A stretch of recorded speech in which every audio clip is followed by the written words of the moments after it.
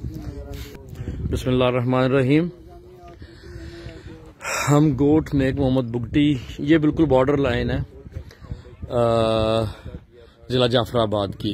यहाँ साथ ही ज़िला सोबतपुर बलूचिस्तान शुरू हो जाता है।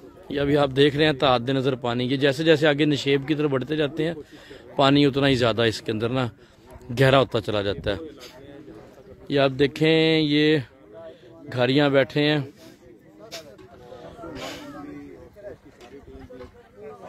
ये देखें।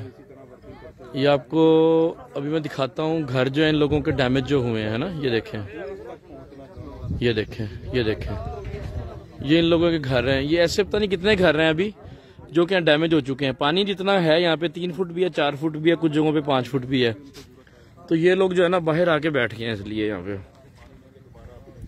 ये रोड नहर है, शाख कहते हैं ये इसको, इसकी दूसरी साइड भी भरी पड़ी है पानी से। ये देखें आप, ये ऐसे ही दूर तक जो है लोग, ये सारे हम तकरीबन 2-3 किलोमीटर अंदर आए हैं, 4 किलोमीटर। ये सारी नहर पे ही ऐसे लोग जो हैं अपने अपने गोट कहते हैं जिसे गांव कहते हैं, वहां से उठ के नहर पे आके बैठ गए हैं।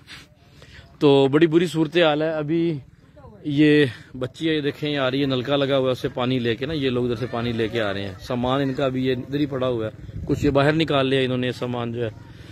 तो बहुत बुरी सूरत हाल है।